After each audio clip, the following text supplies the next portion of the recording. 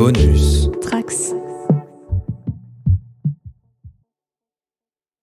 Bonjour chères auditrices et auditeurs. Dans cette session de découverte, en 3 épisodes, nous jouons à Legacy of the Crown de KPM Studio, qui a financé le kit de découverte auquel nous jouons en juin 2022. Nous suivons les traces de 4 personnages parmi les 5 pré-tirés pour voir ce qui se passe à Downhill, dans une Angleterre dystopique de 1886 rongée par la rouille. Étrange peste, mais qui a subi un bond technologique surprenant.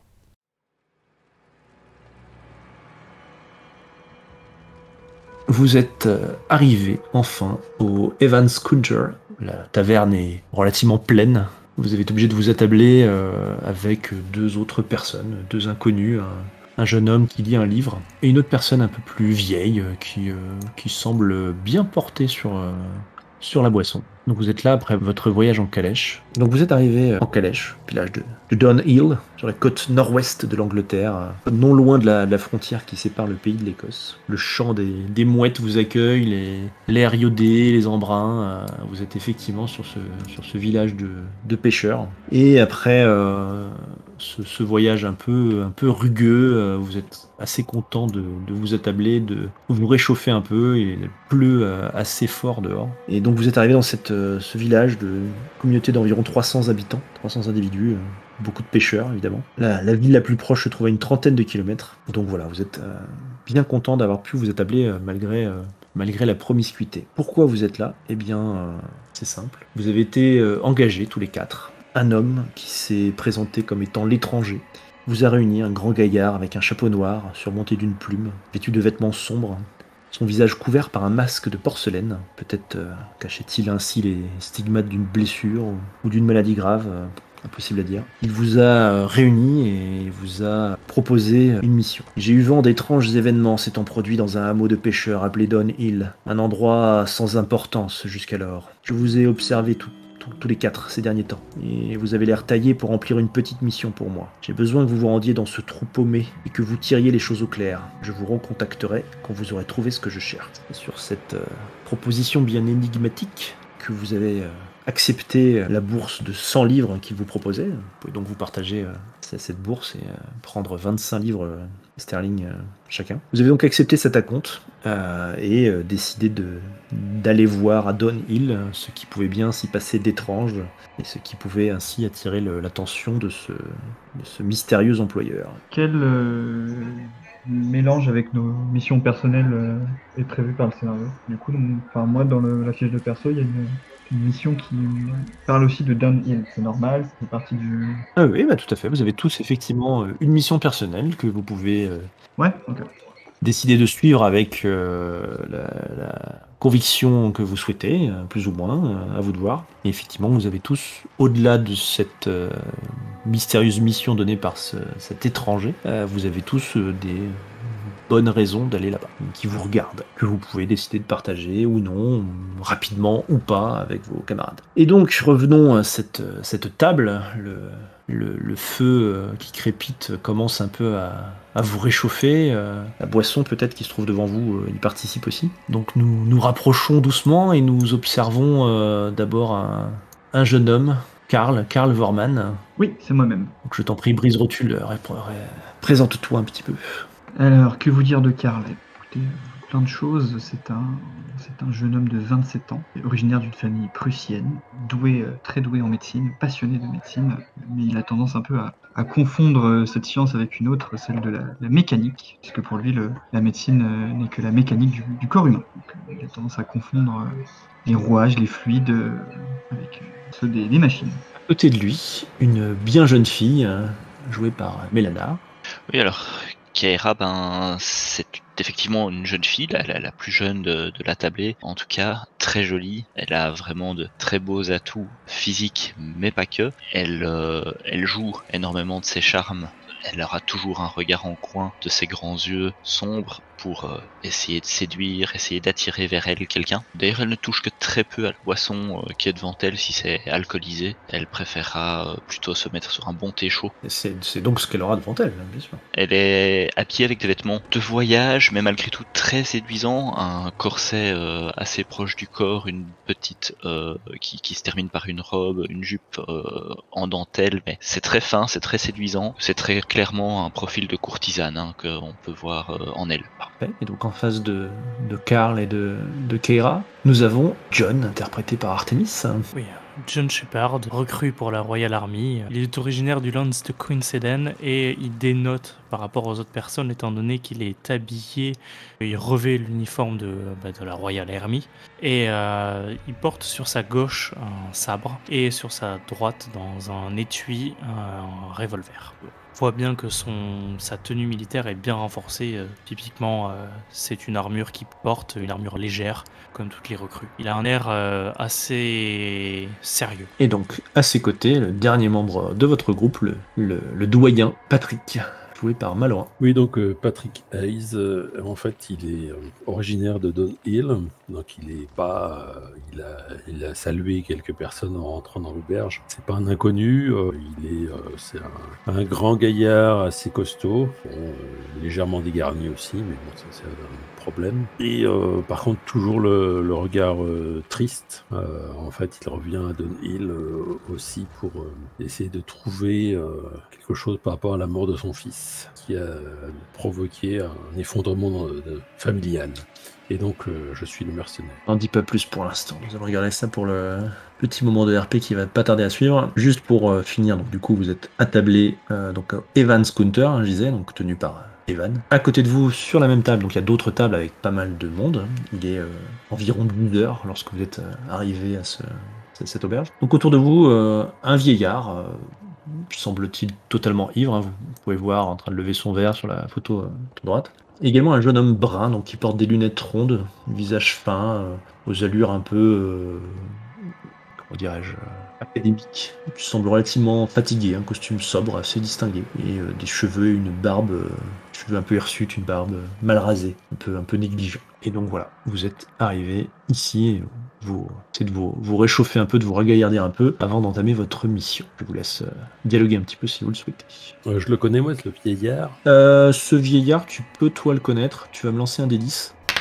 10. Tu le connais, c'est un sale ivrogne que tu n'aimes pas et qui te le rend bien. Ouais, quand même par hasard. Mais tu ne sais pas si t'as reconnu pour l'instant, il est probablement trop ivre pour t'avoir reconnu. Ok. On va peut-être mieux pas qu'il te reconnaisse. Ok, je me tourne sur ma chaise pour être un peu, pas dans son angle de vue. De biais. Ouais. Le jeune homme, tu ne le connais pas.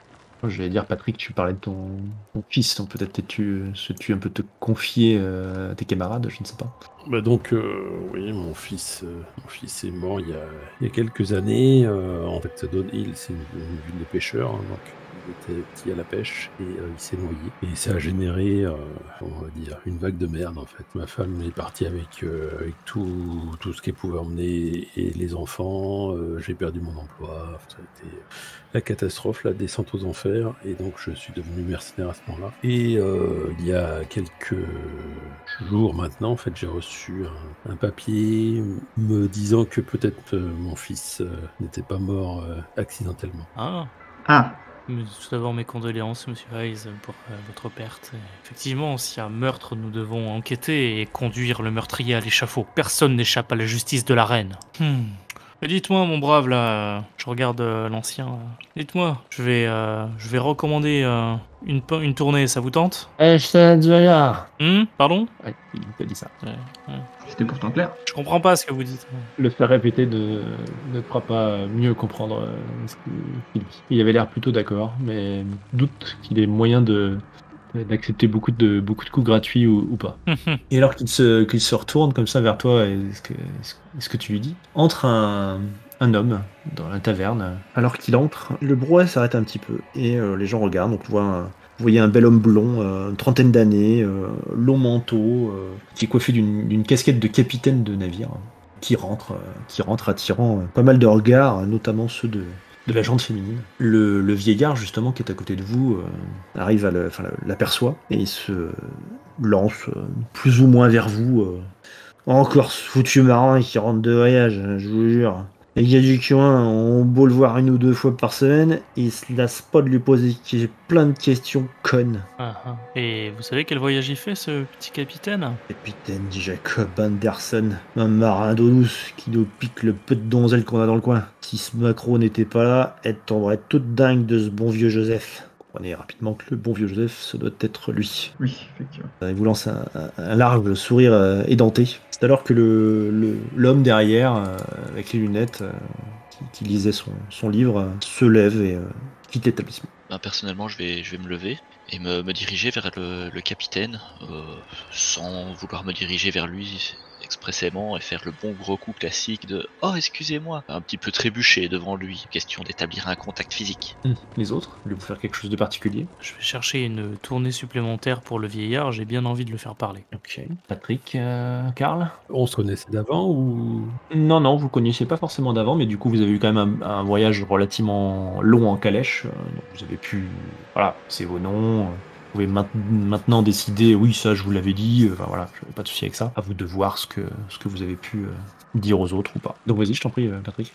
Eh ben donc, et vous, Karl, j'imagine que les 25 livres ont quelque chose à faire avec votre présence à Zone Hill, mais est-ce la seule? C'est la seule, oui. Nous sommes toujours à la recherche de financement, vous le savez. La médecine de Rouille a besoin de financement. Et vous savez que l'épidémie est toujours en cours. Hein, donc, Oui, et c'est un médecin...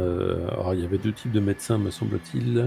Les médecins de la couronne et les médecins de cuir. Ouais, d'accord. Et les médecins de cuir, eux, ils se débrouillent tout seuls sans... C'est ça. C'est ça. Tout à fait. Et sauf erreur, moi je suis un médecin de la couronne. Je n'ai rien contre le cuir et la moustache, mais ce Ah, d'accord. n'est pas à trouver de mention spécifique dans ma feuille de perso. Mais que le samedi soir. Hein. Vous êtes à cuire? D'accord. Et je vais mettre terme assez abruptement à la conversation et je vais me diriger vers le bar. Keira, du coup, tu t'approches du capitaine, donc tu vois qu'effectivement, il y a pas mal de monde autour de lui qui est en train de lui parler, de lui poser des questions, d'écouter ses longues réponses. Donc, il était un peu difficile d'attirer son attention, mais effectivement, si tu le souhaites, tu peux me faire un jet. Tu peux me faire un jet de séduction, par exemple, ou d'autres Ouais, compétences que tu jaugerais appropriées. non, séduction me semble pas mal, surtout que le but est de faire, si pas un contact physique parce que c'est trop loin, au moins un contact visuel pour qu'il me remarque. Ouais. Et c'est donc un 13, donc Bien. sur 44 ça fait 3 de réussite positive. Ouais. Donc, écoute, une belle marge. Donc, effectivement, écoute, il te remarque, sans interrompre, on va dire, ce qu'il était en train de dire ou quoi que ce soit, tu sens que son attention, son regard, son discours même va être plus dirigé vers toi, tu vois, il se tourne un petit peu à gauche et à droite pour comment dire, parler à l'assemblée, bon, peut-être un grand mot, mais voilà, l'assemblée de personnes autour de lui. Mais tu sens qu'effectivement, voilà, cette attention est un petit peu plus dirigée vers toi. Il t'a effectivement remarqué et tu intègres facilement le cercle de des personnes qui l'écoutent et qui le regardent. Une fois que je suis sûr qu'il m'a repéré, en tout cas, je m'éloigne un petit peu de la foule. J'écoute pas ces histoires outre mesure. Je vais me positionner, je retourne à la table avec mes compagnons de route pour terminer mon thé, mais l'objectif était de simplement attirer son regard. Bah, avant que tu te détournes, il arrivera à t'approcher suffisamment pour directement t'adresser la parole. Il dit, oh, vous êtes nouvelle ici, vous avez quelque chose de lointain. Vous savez, la vie au village est plutôt tranquille, les gens sont sympathiques, les serveuses accueillantes et le torboyau vous file une gueule de bois phénoménale. Tout ce qu'il vous faut pour passer un joyeux séjour. Mais vous m'excuserez, quand vous voyez que tu étais prête à partir, vous m'excuserez, mon auditoire m'attend. Oh, Et donc il se retournera avec un dernier coup d'œil vers toi, un sourire enjôleur ou enjoliveur, et voilà, retournera à son parterre d'adorateurs. je lui rends son sourire, hein, je bats des cils, entre guillemets, ça fait très jeune fille docile et charmée par le brave homme. Le beau capitaine. Mhm. Et je le laisse revoguer à ses occupations tout en me redirigeant vers la table de mes compagnons, quoi. Ça marche. John, donc tu passes un petit peu de temps avec le vieux Joseph, hein, en payant encore un coup ou deux à boire. Il finira par te lâcher que dans la grosse mare de flotte qui est à côté, là, il y a des gros monstres marins qui dévorent les gens vivants et qui rejettent leurs carcasses à la surface. Si, je te jure. C'est mon ami la reine Victoria qui me l'a dit. Ah, vous parlez comment à la reine, mon cher? Comme à une amie. Oui, quel moyen utilisez-vous? Ma bouche. Et donc, vous dites que la reine se déplace ici pour avoir une conversation tête-à-tête avec vous? Je ne peux en dire plus, c'est la reine quand même. Bon Joseph. Il y a un certain respect, un certain secret, oui. C'est que je le regarde avec des yeux, mais froids, sévères. Il ne semble pas le remarquer. Il pense que tu gobes son boniment. Ah, c'était un boniment. Mais je le croyais.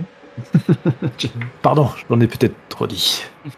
Spoiler. Karl, tu t'es levé, mettant un terme un peu abrupt à ta début de conversation que tu avais avec Patrick. Mais oui, mais ce que je peux pas dire à Patoche, même s'il est fort sympathique, c'est qu'en fait, je viens ici parce qu'un ancien Dr. Bright, Et pourquoi me le révèles-tu? Moi, je ne veux pas le savoir. Si tu ne le dis pas à eux, pourquoi le dire à moi? très bien, c'était pour nos auditeurs, mais après tout, tant pis pour eux. Peut-être que quelqu'un d'autre arrivera à te soutirer des éléments. Peut-être, nous verrons.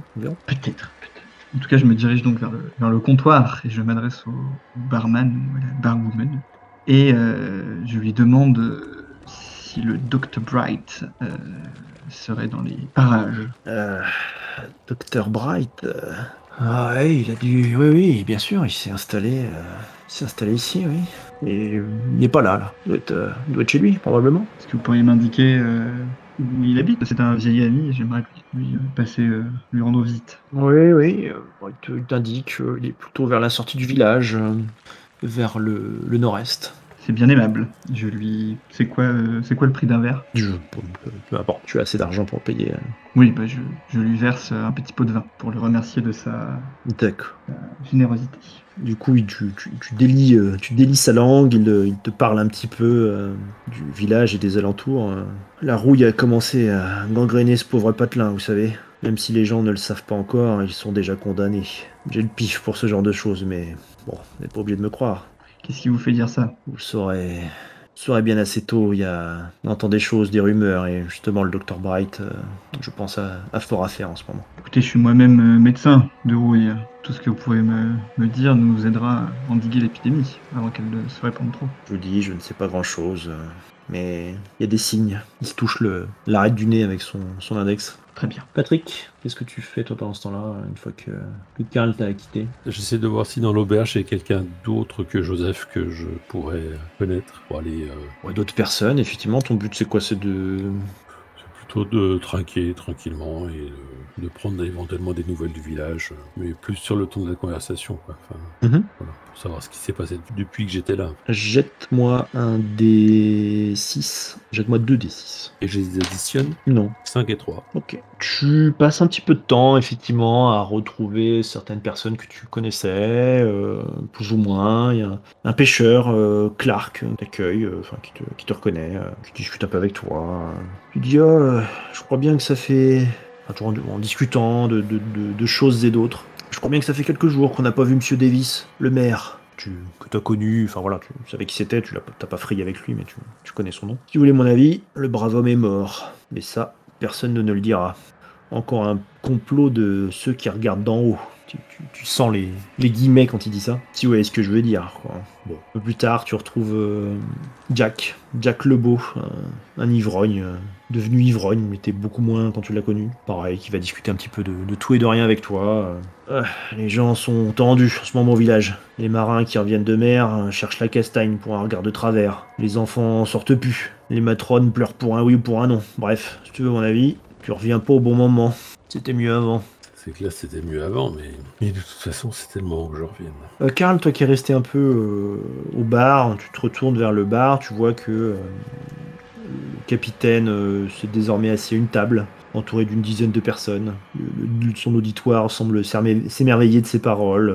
Et c'est alors que l'écho de la cloche se répercute dans l'ensemble du bar, faisant carrément trembler le verre des fenêtres et les chopes à moitié entamées. Vous êtes tous relativement habitués à ce spectacle surréaliste. Toutes les personnes présentes dans la pièce se lèvent comme un seul homme et rejoignent silencieusement la sortie. Vous voyez que le temps s'est un peu amélioré, il ne pleut plus, même si l'ambiance est quand même très grisâtre. Le capitaine semble avoir totalement disparu dans la masse. Une voix féminine et métallique retentit dans toute la ville, semblant sortir de haut-parleurs fixés aux quatre coins de la place principale, qui diffuse un message en boucle. La foi caréenne vous appelle, il est l'heure de vous livrer à la grande créatrice. C'est effectivement l'heure d'aller à l'église.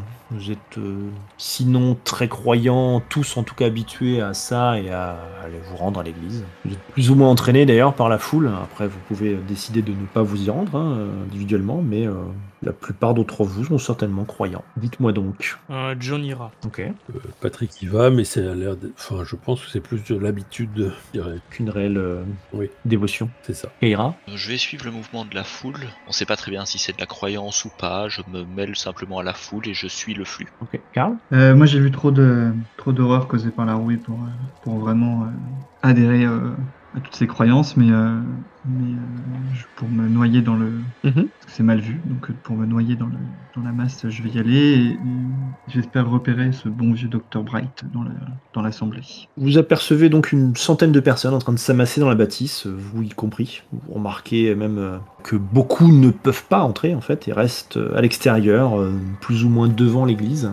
L'église qui est bien petite, elle est, hop, je vais vous montrer sur la map, elle est ici. Oui, effectivement. Ah, je pensais naïvement que c'était la grosse maison. Et non, l'auberge était ici, bien plus grande que L'église. l'église. Qui est révélateur. Oui, c'est ça. C'est un signe quand même. Donc vous vous installez, voilà. L'intérieur est totalement délabré, peinture des murs écaillée, les bancs craquent, semblent menacés de se briser sous le poids des fidèles qui s'y assoient. L'air semble saturé d'humidité. Une longue minute de silence suit votre installation. Le technodiacre donc apparaît au centre du chœur, devant un large pupitre de bois. Commence ainsi son discours devant une assemblée qui est disciplinée, silencieuse, rien d'inhabituel dans cette Angleterre de 1886. Même le poivreau qui était assis à côté de vous, Joseph, calmement assis au premier rang, regarde le prêtre avec les yeux d'un enfant qui attend son histoire. Le père Williams, puisque c'est ainsi qu'il se nomme, toi notamment Patrick, tu le sais, sa voix commence à retentir dans l'église. Chers frères, chères sœurs, la grande reine sacrée vous accueille en son sein. Écoutez sa parole et soyez lavés de tous vos péchés. Entendez sa raison et cheminez sur la route de l'excellence. Embrassez sa foi et éveillez-vous à une nouvelle strate de la vérité. Que notre reine soit avec vous. Et bien sûr, en même temps que la foule, vous répondez en chœur et avec votre esprit. Le prêtre continue ainsi son office, en rappelant bien évidemment la grandeur de la reine, son lien évident avec le Tout-Puissant. Beaucoup de ferveur dans son discours, qui traîne en longueur, devient bien évidemment assez vite ennuyeux, sauf pour les plus croyants d'entre vous, donc probablement John, qui suit ce discours avec une certaine attention et un certain plaisir. Pendant qu'il parle, vous voyez un drone de surveillance qui fait son apparition depuis le déambulatoire, donc qui volette à droite à gauche, qui passe en vrombissant non loin de vous, s'arrête parfois pour regarder une des personnes de l'assemblée, parfois vous peut-être, et passe ainsi de l'un et de l'autre. Faites-vous quelque chose de... Fais un effort de ma version pieuse à ce moment-là, bien entendu. Est-ce qu'au niveau de l'assemblée, est-ce qu'on est plus sur une assemblée très calme et très studieuse, entre guillemets, même si elle est ennuyée, ou on est plutôt sur un truc avec une foi assez exacerbée, avec des alléluia qui volent toutes les 5 minutes et genre exorcisme dans des églises à l'américaine Non, on est plutôt sur vraiment quelque chose d'assez calme, d'assez pieux. La foule ne te semble pas particulièrement ennuyée d'ailleurs. Peut-être aperçois-tu quelques bâillements ou autres, mais ça reste rare. Non, tu sens que les gens sont plutôt dévots et suivent le prêche avec un certain plaisir. Ok, moi j'essaye pendant ce temps-là, comme je regarde justement comment se comporte la foule, je regarde un petit peu les gens qui sont présents, si je vois qu'il y a des places parfois réservées pour des autorités quelconques, s'il y a une logique dans le placement des gens dans l'église. J'essaye simplement de comprendre l'environnement l'environnement, la hiérarchie du village, entre guillemets. N'en vois pas particulièrement, comme je te disais tout à l'heure, même le vieil ivrogne est au premier rang.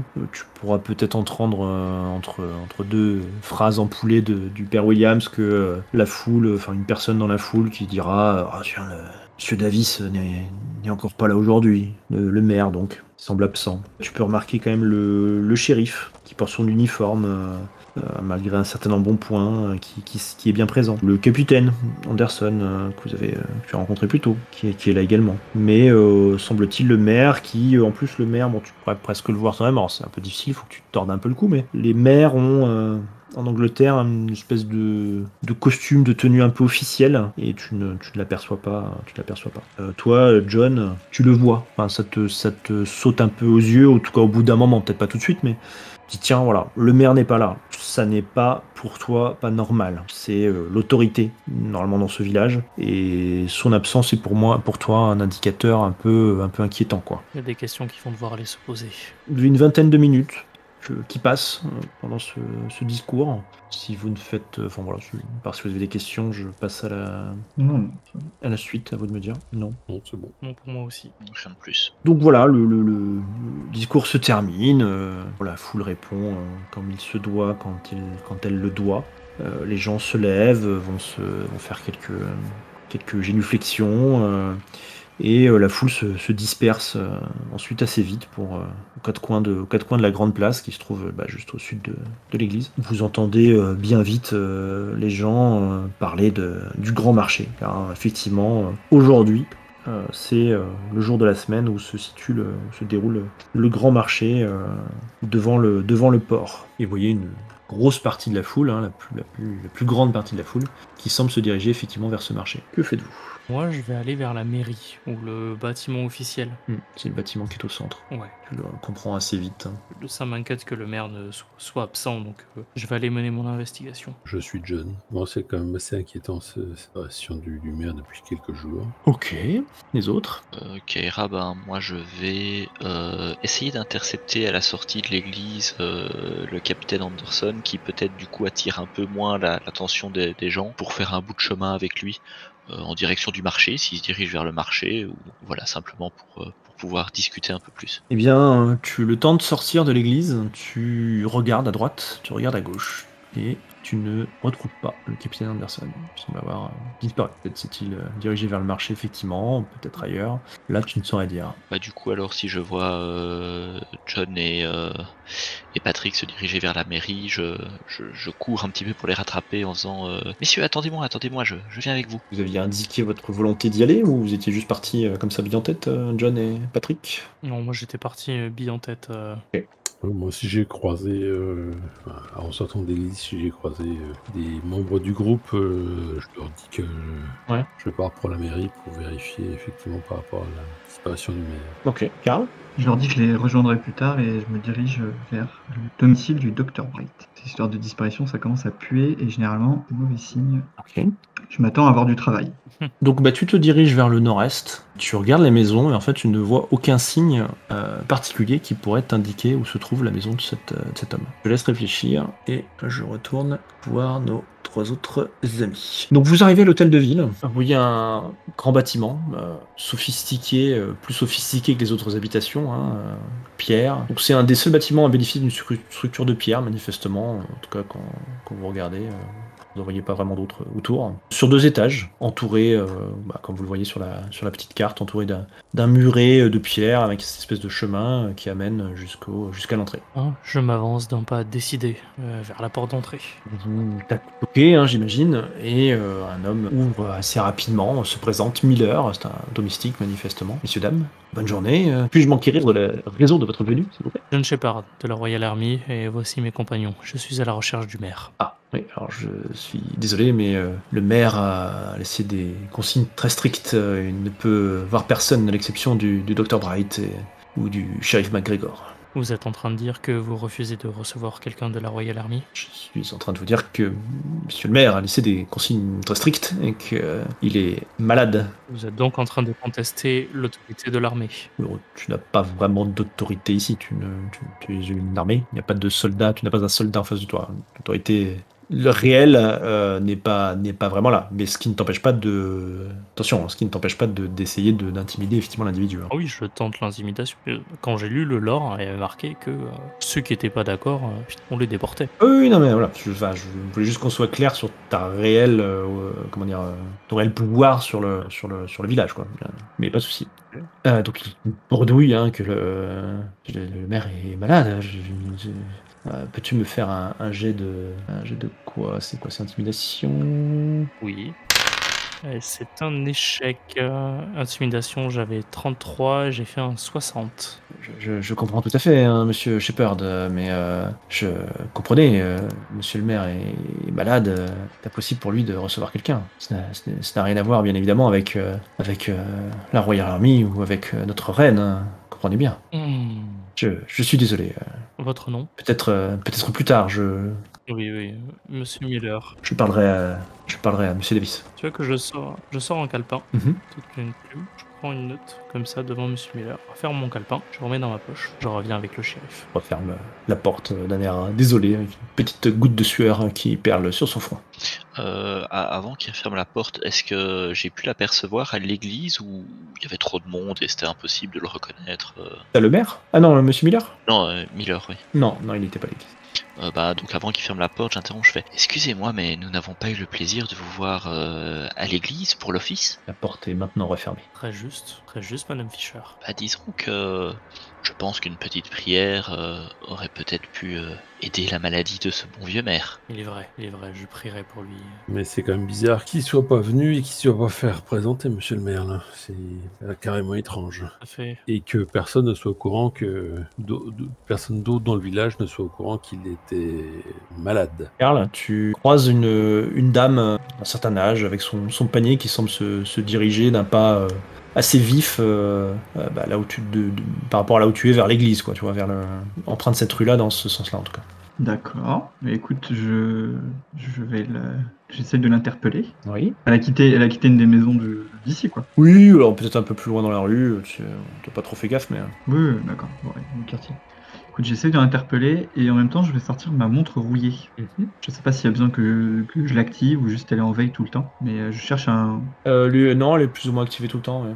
D'accord, ok. Bon, bah, j'ai pas besoin de la sortir alors, mais je me dis que je cherche un médecin. Ah, Dr. Bright Si je trouve de la rouille, je trouverai le médecin. Ah non, pardon, tu te posais la question, je croyais que tu posais la question à elle. Ouais, non, j'expliquais pourquoi je sortais ma montre. D'accord, oui. Je me dis qu'en trouvant de la rouille, je trouverai mon médecin, mais...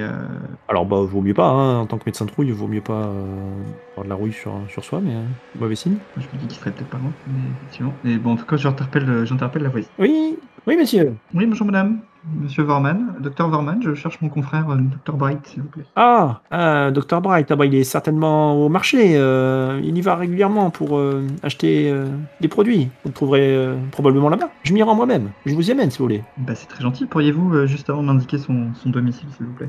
Oh, il est par là-bas. Donc elle avance, hein, voyant que il est par là-bas. Elle tend le bras un peu plus loin. C'est la maison avec les volets marrons. J'imagine que toutes les maisons ont des volets marrons. Bingo. Eh bien écoute, je vais suivre cette dame, puisque je ne suis pas très avancé. Et donc en remontant la rue, tu finis sans doute par croiser, ou du moins apercevoir John, Keira et Patrick qui ont peut-être reculé vers la rue, je ne sais pas, mais qui sont en train de discuter. Eh bien je leur demande ce qui s'est passé, qu'est-ce que vous faites là? Vous n'allez pas voir le maire? Ouais, monsieur Vorman, nous avons un léger problème. Pour pouvoir entrer dans la mairie, le maire a donné des consignes strictes et refuse que nous rentrions dans la mairie, étant donné que les seules personnes qui peuvent voir, vu qu'il est malade, c'est le Dr. Bright ou le shérif. Ah, bah s'il est malade, c'est un travail pour moi. Donc tout de suite voir cette très aimable personne qui vous a poliment éconduit. Je pense qu'il faut mieux aller chercher le Dr. Bright. Parce qu'en fait, le problème, c'est qu'il nous a rejeté sans autre forme de procès parce que nous n'étions ni Bright ni le shérif. Eh bien, écoutez, j'ai justement une piste pour mon confrère, le Dr. Bright. Il serait sur le marché. Et allons-y. Et si on ne le trouve pas lui, on trouvera le shérif. Vous savez, il est un peu bedonnant, peut-être assez facile à repérer. Dirigé vers le marché donc? Oui. Yep. Tout à fait. Donc vous vous approchez du port où effectivement ont été montés des étals. Pas mal de monde, hein. La plupart des gens se sont dirigés vers le marché, et sont en train de faire leurs emplettes. Alors que vous vous approchez, vous commencez à regarder un peu autour de vous ce qui se passe et ce qui pourrait tirer votre attention. Vous entendez des cris étouffés qui semblent provenir d'une ruelle à côté de laquelle vous passez. Il faudrait tourner à un angle pour voir ce qui s'y passe, ou ignorer ces bruits et vous rapprocher du marché. Ouais, je tourne. Ah bah non, on va pas ignorer les bruits. Oui, moi non plus. Donc vous vous approchez tous. Moi personnellement non, je reste un peu à distance. Si les hommes veulent s'approcher, c'est très bien, mais non merci. Donc les hommes s'approchent. John aussi, tu t'approches? Oui. Ouais. Donc vous vous approchez sans vous presser, sans faire de bruit non plus, mais sans plus vous cacher. Vous passez cet angle et effectivement au-delà vous voyez une ruelle assez étroite, un homme par terre en train de se faire tabasser par 2 marins, qui semblent avoir un peu trop bu. L'homme à terre est celui qui se trouvait à votre table, le jeune homme silencieux qui lisait son livre. Et vous, arrêtez tout de suite! Les 2 hommes se retournent. Eh, malandrin. Qu'est-ce que vous avez? Vous fermez là, laissez-nous tranquilles. Étranger. Et il commence à se rapprocher de vous, l'air assez agressif. Je sors mon pistolet. Et je dis haut les mains. Coup de lapin. Wow. Et ne bougez plus. Il y en a un qui te lance sa bouteille de mauvais alcool dessus. Ah bah je tire. Sûr. Sur le mec qui m'a lancé la bouteille d'alcool dessus. D'accord, j'allais dire que la bouteille te passait très largement au-dessus, mais très bien. Oh, non, mais j'ai dit halte, haut les mains. On m'appelle à côté. Je tire. Première sommation!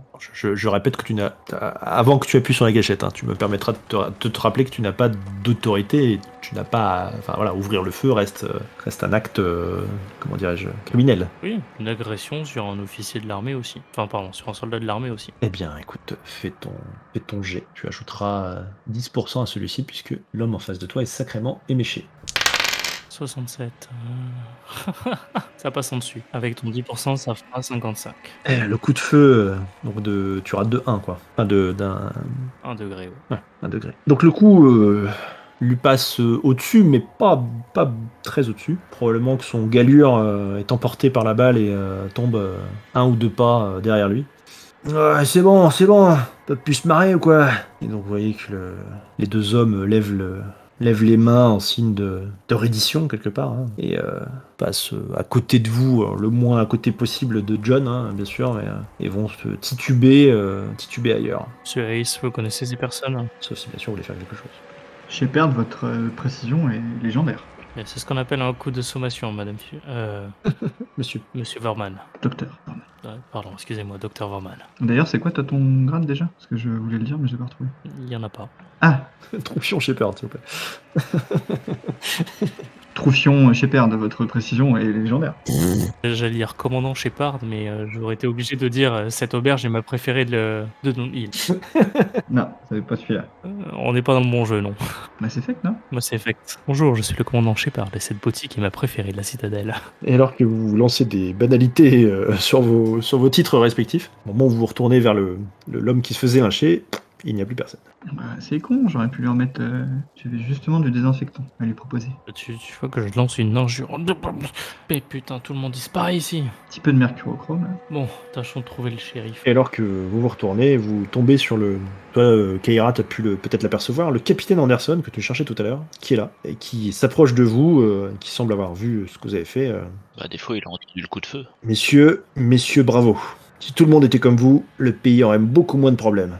S'approche de vous et vous tape sur l'épaule en vous serrant la main. Et avec chaque poignée de main s'accompagne de 10 livres. Ça fait plaisir. Je vais vous demander à chacun un test de lucidité, s'il vous plaît. Pour Keira aussi, ou comme moi j'étais entre guillemets plus loin? Si tu me dis que tu t'es approché en le voyant arriver, ça peut. Moi, j'ai fait 100. Ça peut. T'as fait 100. J'ai fait 0-0. Ah, c'est soirée. Donc... C'est un échec critique. Ah, je suis en feu là, j'ai fait 0,8 moi. Non, les échecs, c'est quand tu... Enfin, les critiques, c'est quand tu fais des doubles. Je suis pas très lucide. Oui, enfin, l'échec critique, c'est quand tu fais un double. Bah, 0-0, ça reste un double. 0-0, c'est un double, non? Oui, c'est vrai. Si j'en fais 3, je peux sortir de prison. Ah non, merde. C'est pas ça. Et échec pour moi aussi. 82 pour 31, donc échec de 5. Échec de 5. On est courageux, mais pas lucide.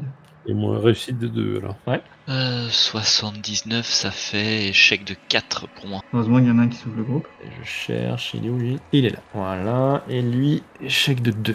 Donc, qui a fait mieux que échec de 2? Patrick, c'est tout? J'ai fait une réussite de 2. Ouais, mais je crois que les autres ont tous fait pire. Toi, écoute, tu sembles déceler une certaine pointe de sarcasme dans cet acte de générosité, dans les paroles qu'il vous a lancées.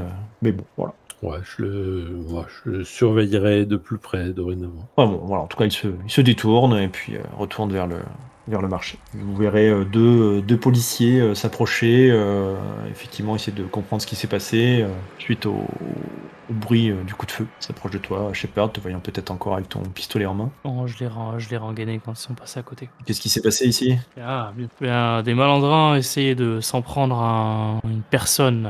Le problème est désormais réglé, il n'y a aucun blessé, aucun mort. Maintenant que vous êtes là, j'ai une... Et c'est un coup de feu que nous avons entendu? Oui, l'une des personnes avait un pistolet. Ouais, la prochaine fois, venez plutôt chercher la police. Tout à fait, moi je vous cherchais vous, par le plus grand des hasards, je cherche le shérif. Une affaire assez importante à traiter avec lui. Eh bien, vous pourrez sans doute le trouver à la caserne. Ah, La caserne se situe près de la sortie sud du village. parfait, merci. Au moment où le capitaine Anderson partait, j'ai eu possibilité de lui courir après pour essayer de lui attraper le bras ou quelque chose comme ça en faisant permettez que je partage un petit bout de chemin avec vous. Oui, bien, si vous le souhaitez. Oui. Bah, je suppose qu'il va vers le marché, c'est ça? Oui, bah là vous y êtes, hein, vous étiez à deux pas de l'entrée, hein, donc vous y êtes, hein, effectivement, tout un tas d'étals, beaucoup de poissons, évidemment, hein, principalement du poisson, mais pas que. Il a déambulé un petit peu dans le marché, regarde à droite à gauche, surtout saluer, tu vois qu'il est peut-être beaucoup là pour le paraître, plus qu'autre chose. Bah, j'en joue aussi, hein, j'hésite pas à lui passer la pommade. Ouais. Quel plaisir! Je pensais qu'en me perdant dans ce village complètement oublié, je ne pensais pas tomber sur quelqu'un d'aussi agréable que vous, capitaine. C'était un véritable plaisir d'avoir fait votre rencontre. Le plaisir est partagé, mais que faites-vous donc ici vous-même, hein? Bah écoutez, je suis de passage, je voyage, voilà, je veux voir des nouveaux horizons, la ville ne me plaisait guère et je cherchais à pouvoir rencontrer d'autres personnes, de belles personnes comme vous, pourquoi pas. Sûr, bah écoutez, moi je ne suis pas ici pour longtemps, hein, je dois bientôt, bien sûr, la mère m'appelle, hein, donc je devrais repartir prochainement, mais vous êtes la bienvenue, je peux être votre guide dans ce charmant petit village de Don. Ah bah ce serait avec plaisir si vous avez de beaux lieux à me faire visiter et pourquoi pas même votre navire. J'ai toujours une passion pour les bateaux. Et donc vous déambulez comme ça dans le marché, il va te présenter, te dire voilà, non là, cet étal-là, c'était pas un bon pêcheur. Enfin bon, il te décrira un peu à sa sauce les habitants du village, quoi. Ouais, l'objectif est juste de prendre un max d'infos pour un peu voir s'il y a vraiment des choses intéressantes, tout en étant en lui faisant plaisir entre guillemets, en jouant là-dessus. Bon, il est probablement pas dupe, mais ça c'est pas mon problème. Il te dira pas grand-chose. Tu te demandes s'il y a grand-chose d'intéressant d'ailleurs à dire sur ce marché en tout cas, sur cet aspect du village. Les autres, qu'est-ce que vous faites? On fait le tour du marché en cherchant le médecin. Et donc vous tournez. Je vais vous demander de faire chacun un jet de perception. Ouais, y compris d'ailleurs Keira. 33. Putain, mais encore un double. C'était donc un succès critique ou un échec critique? C'est une excellente question.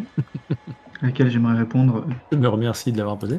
J'ai 44 sur 100. Donc 33, c'est une réussite critique. C'est tout à fait une réussite critique. 62 pour moi avec un échec de 3. 5 pour moi, ça fait une réussite de 3. Moi, un échec aussi. Ils sont un peu pourris les jets sur Discord. C'est la faute à Discord. Discord n'est pas fan des joueurs. Il est pas fan de ces joueurs. Pas un bon MJ. Vous entendez néanmoins tous un long cri d'effroi féminin qui vous sort un peu de vos recherches. Keira et Karl, vous réagissez immédiatement. Votre adrénaline prend un peu le dessus et vous commencez à faire quelques pas. Vous entendez autour de vous des rumeurs. Oh, c'est le stand de Beauregard.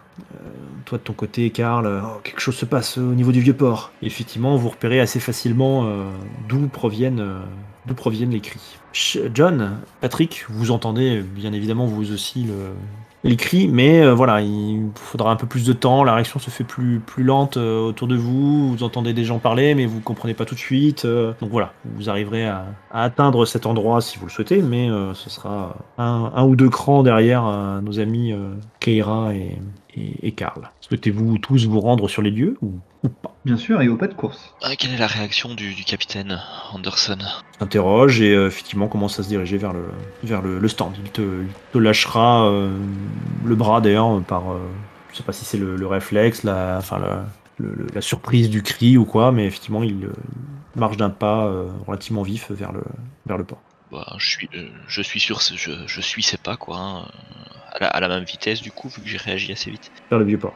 Oui. Bah, dès que j'ai compris où ça se passait, je dirige vers là-bas, effectivement aussi au pas de course. Pareil. Donc Karl, Keira, vous voyez un spectacle un petit peu inquiétant quand vous arrivez sur un étal classique parmi les autres, diverses sortes de poissons. L'un de ces poissons est en train de se décomposer, de se transformer en une espèce de gelée épaisse, profondément noire, qui contamine le reste des poissons exposés, qui eux-mêmes se dégradent en cette espèce de gelée noirâtre et coulante. Les spectateurs ont une sensation d'effroi. Vous regardez cette transformation un peu comme hypnotisé. Patrick, John, vous arrivez un petit peu plus tard, vous êtes obligé de jouer des coudes un petit peu, vous, là où Keira et Karl étaient arrivés rapidement. Vous voyez ce spectacle et ça vous prend aux tripes. Vous allez me faire immédiatement tous un jet de stress. Un jet de stress, c'est un jet sous votre force mentale. Soit vous réussissez, soit vous ratez.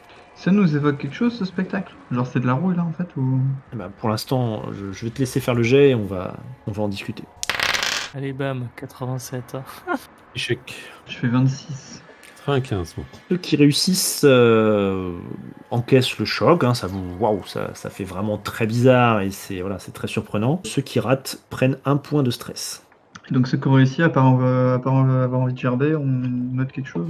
Ceux qui réussissent, il n'y a pas de souci. Les autres, effectivement, ça vous met très très mal et vous prenez un point de stress. Évidemment, toi, Karl, ça t'évoque immédiatement la rouille. D'ailleurs, ta montre se met à émettre un bip sonore durant quelques secondes au moment de la décomposition du poisson. Vous entendez autour de vous le murmure de la foule. Oh, c'est le fléau! La rouille est sur nous! Nous sommes maudits! Ingit va nous dévorer pour nos péchés! Le vendeur, lui, vous avez entendu potentiellement se faire appeler Bourgard, qui est désemparé, lève les mains au ciel d'un air innocent. Ce n'est pas moi, je ne sais pas ce qu'il se passe. Il y a quoi, une minute qui passe peut-être pour Keira et Karl. Vous, Patrick et John, vous êtes arrivés un petit peu plus tard. 30 secondes peut-être. Donc les gens s'attroupent, lancent des invectives comme ça.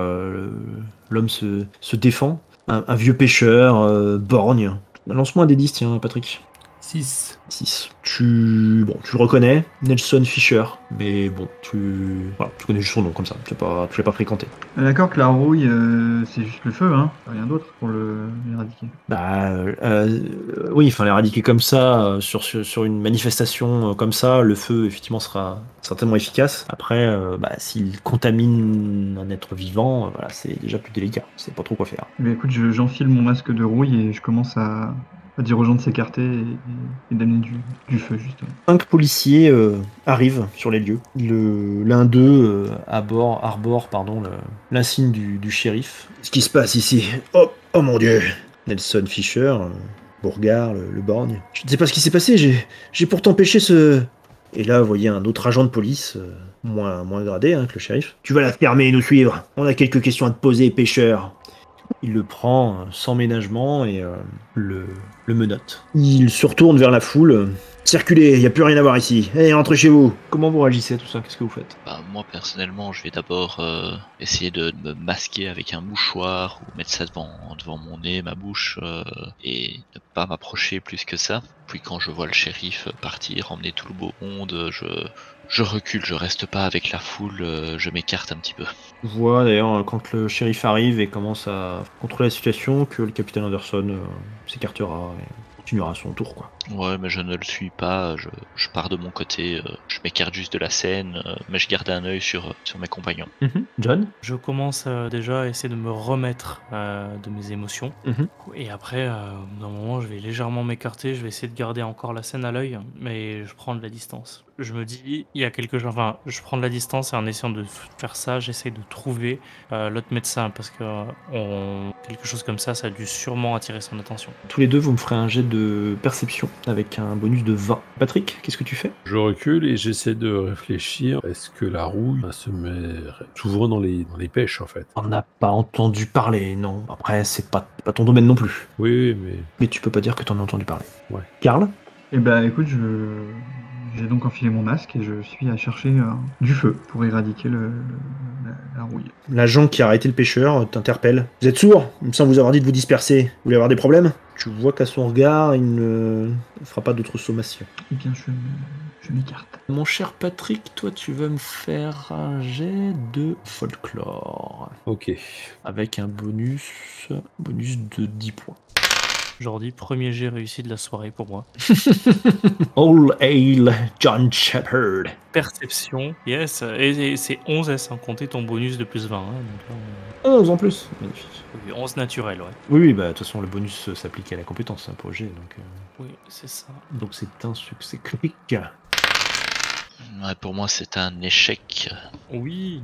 Et moi, c'était un succès de 3. De 3 en une pipe. Bah allez, j'ai fait 0,3 en fait. Ça marche. Eh bien, commençons par Patrick. Effectivement, sortir un poisson qu'à la rouille, ouais, non, c'est bizarre. Il a été en contact avec ça, peut-être, mais effectivement, dans les océans, tout ça, bon, ça te parle pas, quoi. Vraiment pas. John, toi, tu t'es effectivement un petit peu reculé. Tu entends ton pauvre ami Karl Vorman se faire un peu invectiver par le gros balourd qui a menotté le pêcheur. Tu remarques un autre policier, un jeune homme, qui est un peu en retrait du groupe, qui observe la scène. Il te semble dépité, impuissant, regard un peu fuyant quand il voit que tu l'as vu. Il s'écarte un peu de la scène, même si la dernière impression que tu as eue en croisant son regard, c'est une espèce d'appel à l'aide. Donc rapidement, le groupe de policiers embarque donc le pêcheur, hein, et ce jeune policier justement que tu as pu voir, hein, John, au moment du départ des 4 autres policiers,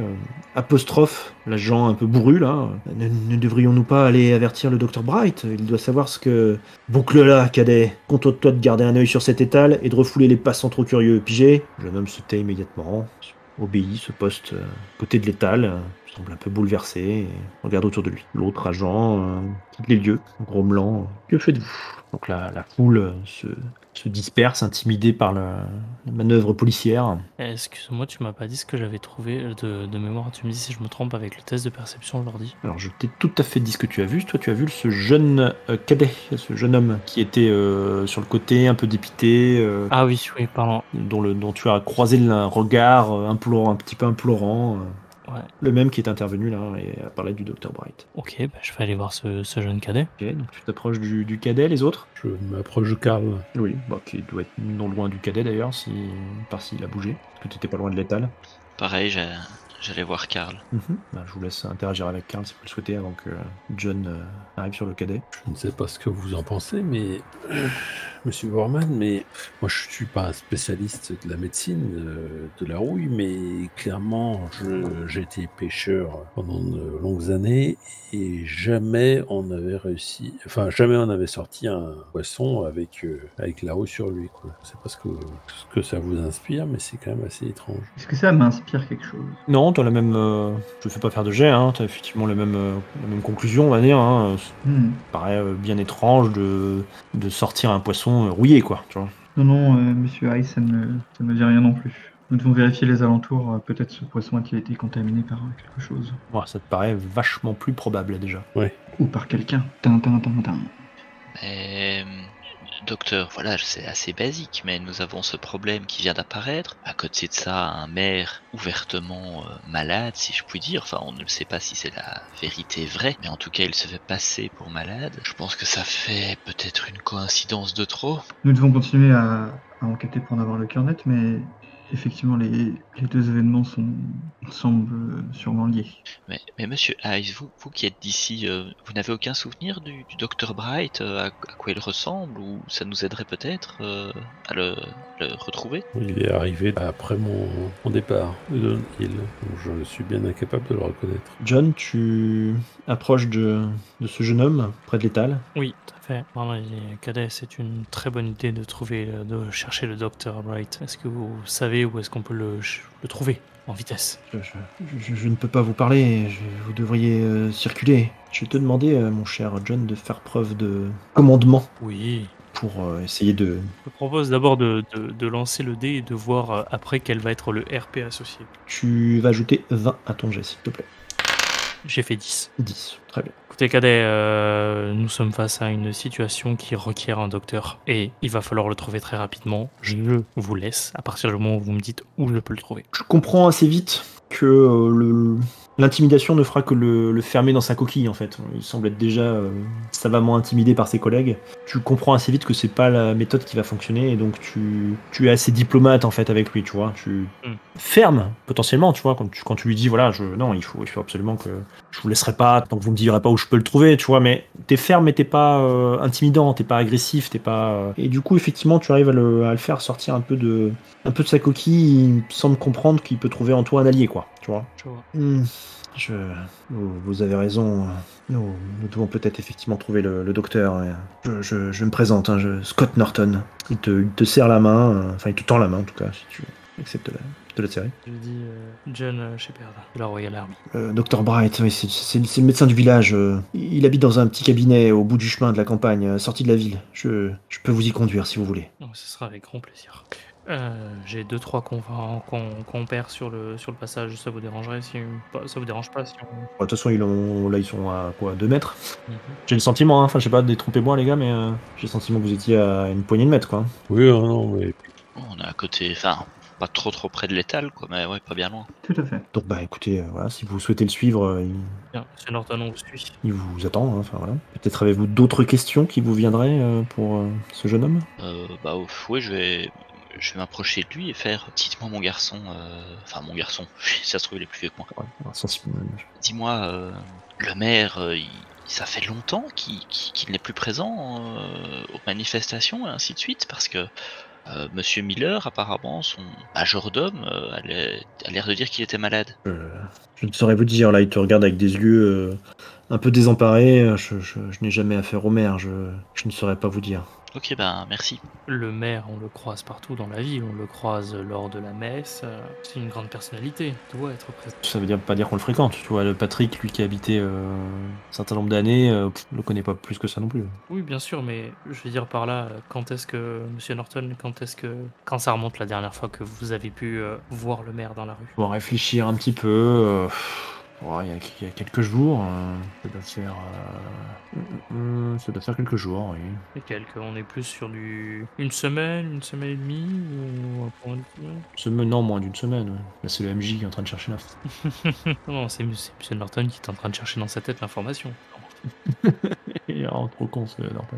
Je sais plus. Je crois que c'était une poignée de jours, peut-être une semaine, mais pas plus. il me semble que tu m'avais dit tout à l'heure 3 jours. Ah bah voilà, pas 3 jours. Allons-y pour 3 jours. Ce sera la nouvelle version officielle. Je pourrais réécrire le scénario s'il le faut. Très bien, 3 jours, ok. Pas de questions plutôt sur ce qui vient de se passer. Non, on arrive au cabinet.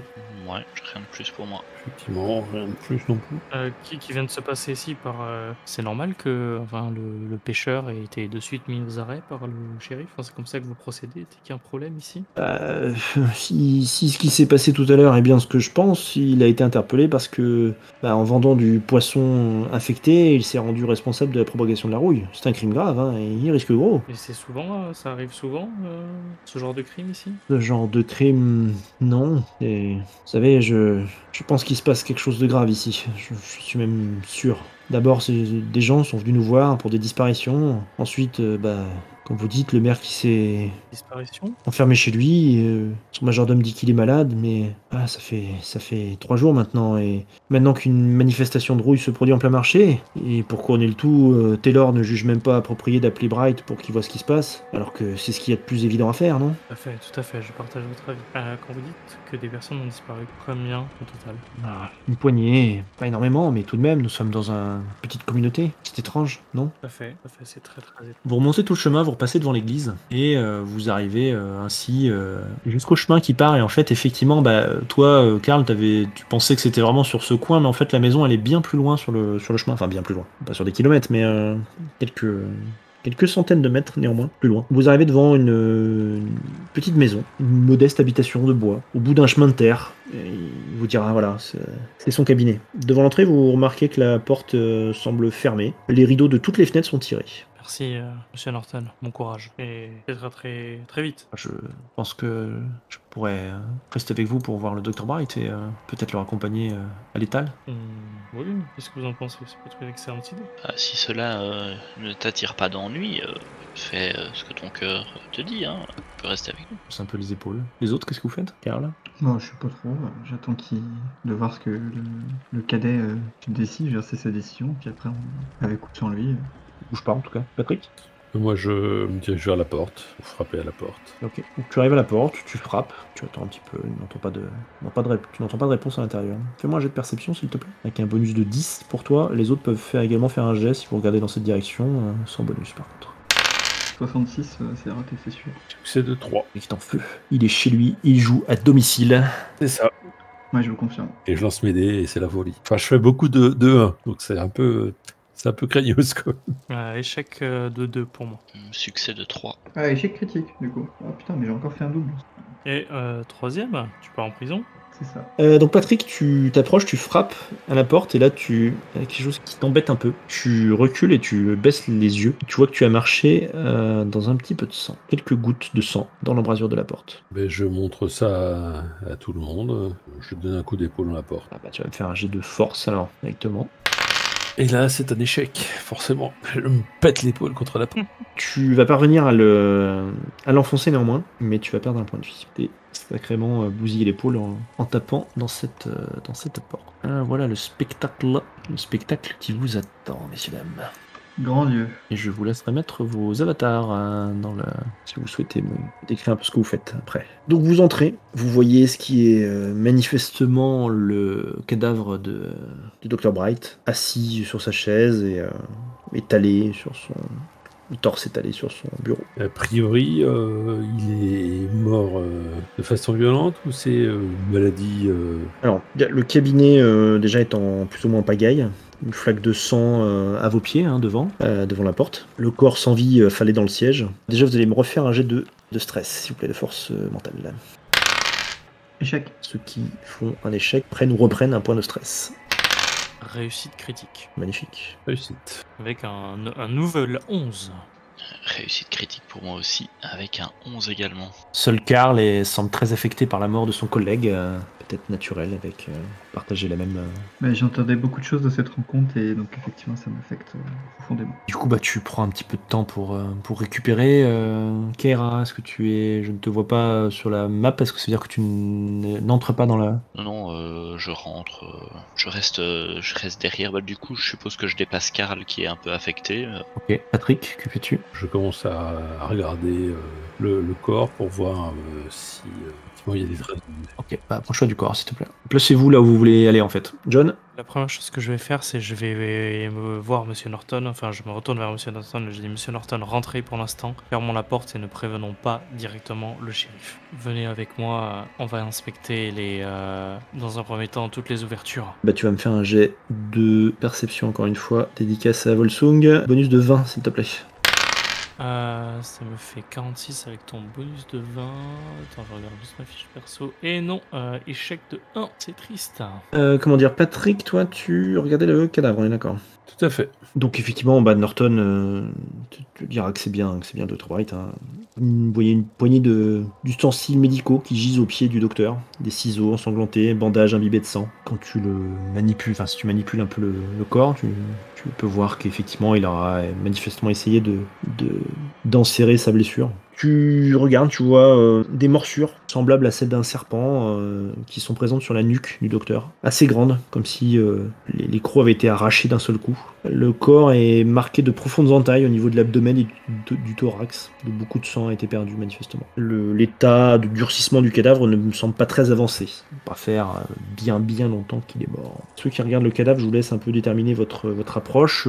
Comment, Karl, tu as pu sortir un peu de ta torpeur, évidemment. Faites-moi un test de potentiellement de médecine, folklore ou d'artisanat. Perso, je regardais pas spécialement le corps, mais bon, il y a plusieurs papiers où il était occupé à faire quelque chose. Je regarde plutôt ce qu'il y a sur son bureau, en fait. Ouais, d'accord. On verra ça après, pas de souci. Échec. Réussite. En médecine, je précise. Karl, ton professionnalisme reprend le dessus. Tu reprends le contrôle. Tu commences à t'approcher. Tu remarques que ce qui pouvait ressembler à des morsures semble en réalité être des entailles infligées par un hameçon double, un instrument qui reste assez rare, même dans un village de pêcheurs. Mais ça ressemble pas du tout à une morsure de serpent, par exemple. Pour l'abdomen, ce que tu peux voir, c'est que l'arme du crime semble être manifestement une arme blanche, probablement un couteau assez long, d'un premier coup d'œil que tu n'as pas repéré dans la pièce. Tu inspectes un petit peu sa peau, sa rigidité, et effectivement, tu te dis qu'il est mort il y a quelques heures, tout au plus. En tout cas dans la journée, ça c'est sûr. Keira, toi tu t'approches. Sur le bureau, tu vois quelques documents, les récentes consultations du docteur. Près de sa main gauche, un petit papier sur lequel est griffonnée une inscription en lettres de sang que tu repères tout de suite et que je vous montre. Semble avoir été écrite manifestement par le docteur, juste avant sa mort.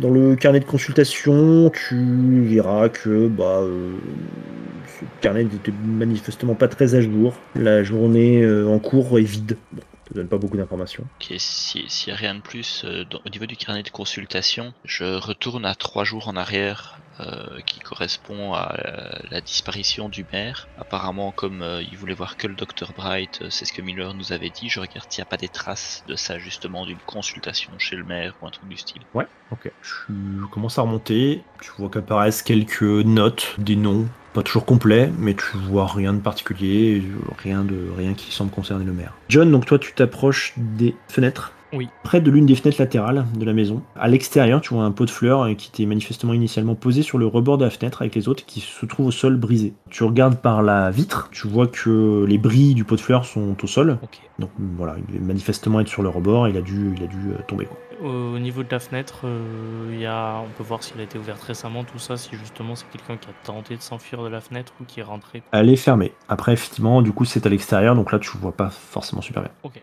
note à moi-même de y aller vérifier juste après. Que faites-vous d'autre? Monsieur Voorman, vous pensez qu'on aurait pu enlever un organe, ce qui expliquerait la tache de sang sur le devant, là-bas, à côté de la... C'est Dr Vorman, mais non, je n'ai pas ce qui ressort de mes observations. C'est effectivement pas ce qui ressort de tes observations. Mais il y a effectivement une grosse flaque de sang à l'entrée. Une flaque de sang qui n'est pas... il n'y a pas de traînée de sang jusqu'au bureau, donc peut-être c'est le sang de l'agresseur. Et en regardant derrière la porte, Alors, il n'y a pas de traînée de sang, mais tu peux voir quelques gouttes, hein, quand même. D'accord, donc ce n'est pas le sang de l'agresseur. Et vous n'avez pas particulièrement porté votre regard sur cette flaque de sang, d'ailleurs. on approche, je referme la porte pour voir s'il y a du sang sur la porte à l'intérieur. Tu peux en voir sur la poignée, oui, et un peu sur la porte, effectivement. Tu vas me faire un jet de perception. Échec. De combien? De 2. Ok. Donc tu vois effectivement une grande quantité de sang. Tu doutes qu'une telle quantité de sang une telle perte peut s'avérer facilement fatale. Et alors que c'était vraiment à deux doigts de passer à côté, mais en fait tu vois que couverte de sang se trouve une clé au sol. Ne serait-ce pas la clé de l'entrepôt numéro 3? Ouais, c'est à ça que je pensais aussi, entrepôt 3.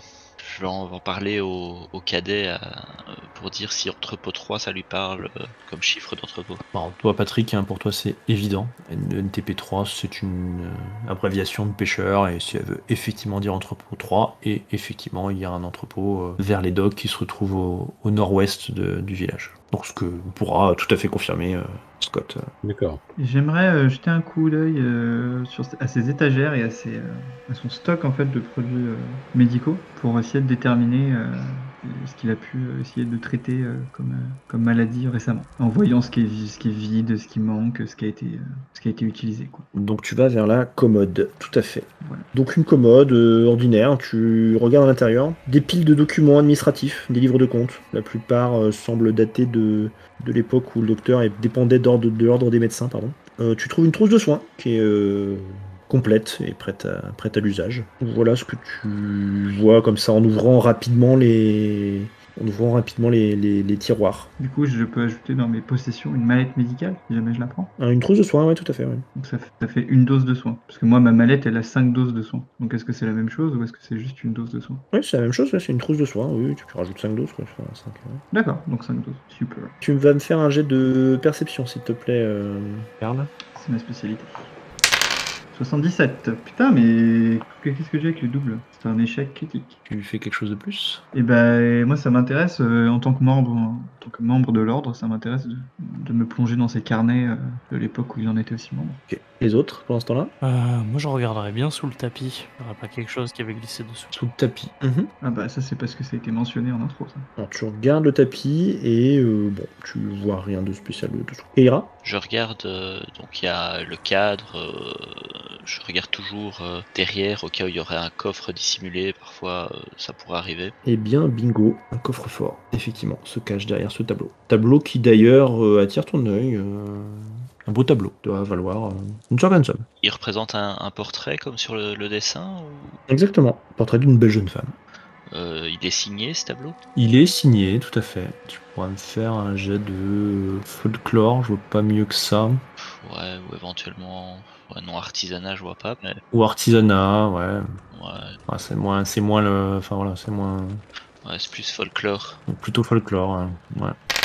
C'est une réussite de 1. Oui, c'est un tableau qui doit manifestement pouvoir se vendre dans les 250 livres quand même. Ok, ben... Un nom un petit peu connu, c'est pas un grand artiste, mais voilà, tu sais que c'est une œuvre. Voilà. C'est intéressant, je le mets sur le côté, mais du coup je m'intéresse plus au coffre. Bah du coup j'ai décroché le tableau, sauf si c'est une porte quoi, donc tout le monde peut voir le coffre. Ouais. Oui, non, c'est plutôt décroché effectivement. Oui. Et c'est un coffre à code ou à clé? D'accord, à code. Moins drôle. Patrick, quelque chose d'autre? Moi, je ramasse la clé, je le dis à tout le monde que j'ai trouvé une clé. Alors, tu comprends assez vite que c'est la clé de la porte d'entrée. D'accord. Je préviens qu'il y a le coffre et je vais me mettre à fouiller les différents tiroirs et ainsi de suite pour espérer trouver la combinaison. Mais...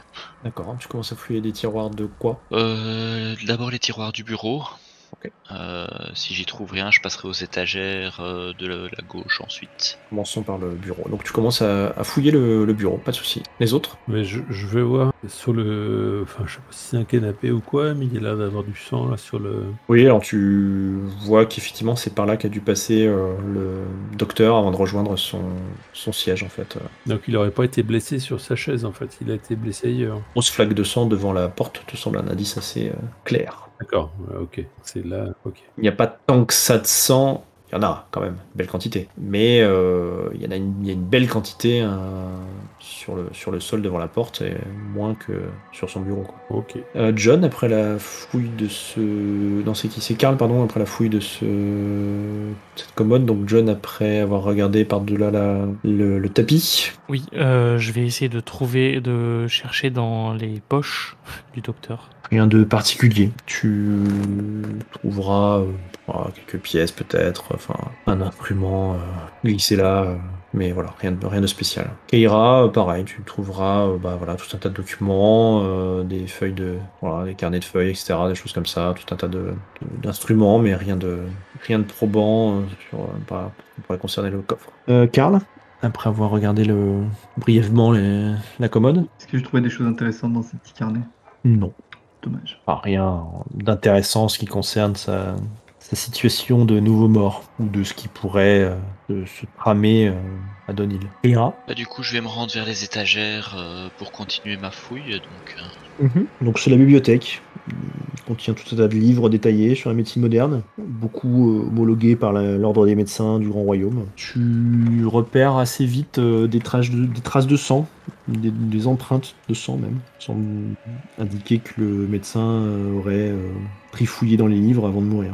je vais m'intéresser de plus près à ceux qui ont des empreintes sur eux. Tu fouilles, alors tu n'y comprends pas grand-chose. Karl, si tu t'approches, tu vois effectivement des livres assez intéressants pour des volumes assez rares, que tu reconnais, Karl. Toi, Keira, tu n'y vois pas grand-chose. Tu finiras par trouver un livre un peu moins homologué déjà, qui parlera d'alchimie et qui contiendra des recettes alchimiques, mais dont tu ne comprends rien. Actuellement, hors de ta portée. Ok. Il n'y a pas d'alchimiste dans le groupe. Je vais garder le bouquin au cas où, et puis n'ayant pas mis la main sur un quelconque code éventuel, je me demande si je pourrais pas tenter sans combinaison, de crocheter, mais c'est sur un gros coup de bol quoi. Ok. Enfin c'est crocheter comme ça à code, c'est plus je mets mon oreille contre le corps. Ouais, fais quand même un jet de crochetage, mais effectivement ça va être dur. Les autres, vous voulez faire autre chose? Peut-être je suggérerais à notre ami d'utiliser la chance, de toujours pas utiliser cette mécanique. Ouais, c'est une mécanique que j'envisageais. John, tu avais idée d'aller voir à l'extérieur aussi, je te rappelle. Oui, j'écoute, je vais aller faire un tour à l'extérieur et voir comment ce pot de fleurs s'est cassé la figure. Patrick? Alors moi, entre les différentes traces de sang un peu partout et peut-être des traces de pas, j'essaie de remonter le parcours du docteur en fait, de la porte jusqu'à son bureau, et j'essaie de voir ce qu'il a pu toucher. Il semble être allé un peu partout. Le sang sur l'espèce de canapé, tu te demandes si c'est pas simplement une projection, parce qu'effectivement il semble s'être dirigé vers la bibliothèque, compulser quelques trucs. Keira, tu aurais pu y voir aussi des dossiers de patients. Et avant de se diriger vers le bureau et de s'écrouler dessus. Ok, niveau crochetage, j'ai pas trouvé de compétences crochetage, donc... Ah bon? Mince, attends, mais pourtant t'as un truc... Ah, c'est dextérité, pardon. Ok, c'est ce que je pensais. Donc j'avais utilisé un point de chance pour faire ce jet là, comme ça on testait la mécanique. Et du coup ça me fait une réussite de 2. Réussite de 2, et en plus t'as un bonus avec ton kit. Est-ce que tu utiliseras ton kit? Oui, mais ça parle que de serrure mécanique, donc du coup c'est à code. Oui. Voilà, c'est... On va étendre cette... Sinon du coup oui je l'utilise. En fait tu vas effectivement sortir un petit kit qui va te permettre d'écouter un peu, tu vois, les cliquetis à l'intérieur, et tu finis par arriver à ouvrir le coffre. Dans le coffre, tu vois de l'argent, 300 livres. Et c'est tout. Désolé. Non, je les embarque, je laisse le coffre ouvert et je me retourne vers tout le monde et je dis messieurs, nous sommes donc sur une scène d'un vol qui a mal tourné. Shepard, tu vas vers l'extérieur du coup, si certains veulent le suivre, je sais pas. Ouais, je viens avec lui. Ouais. Donc vous commencez à regarder au niveau de la fenêtre, et vous voyez assez facilement une trace de sang en forme de main sur le rebord de la fenêtre, comme si quelqu'un s'était appuyé à cet endroit. Il aurait pu faire tomber le fameux pot de fleurs du coup. Et surtout, au sol, une trace de botte. Ok. Trace assez fraîche, avec un motif de semelle assez... Il y a un motif bien dessiné, si vous voulez, qui serait relativement facilement comparable, disons. Ouais, tu as à peu près une description ou Non. Ok. Je prends une note du motif. Ouais. Et j'estime à peu près la taille de la main par rapport à la mienne. Oui, quelqu'un d'assez imposant. Comment toi? Ce que tu me dis par rapport à toi? Un peu plus grand que toi. Oh, voilà. Ouais. Oh, un battoir d'un géant, mais voilà. Il est un peu plus haut. Bien. Eh ben, je vais vous proposer d'arrêter ici. Vous avez, je pense, fait à peu près le tour. À moins que, voilà, je vous laisse me dire rapidement là si vous avez autre chose à voir. Il y a des trucs, pas grand chose que vous avez loupé, mais pas grand chose. Mais voilà, si vous avez une autre idée, sinon, on va, je pense, stopper là. C'est bon. Ok. Donc voilà, ainsi vous avez découvert la triste fin de ce pauvre Dr. Bright, et peut-être arriverez-vous à élucider ce qui s'est passé et comprendre ce qui se passe à Dunhill lors d'une deuxième session. Oui, il se passe pas mal de choses. Bon, écoutez, sur ce, on va donc stopper là. Je vous remercie, et puis merci à nos auditeurs, et à plus tard. Ok. Salut. Salut.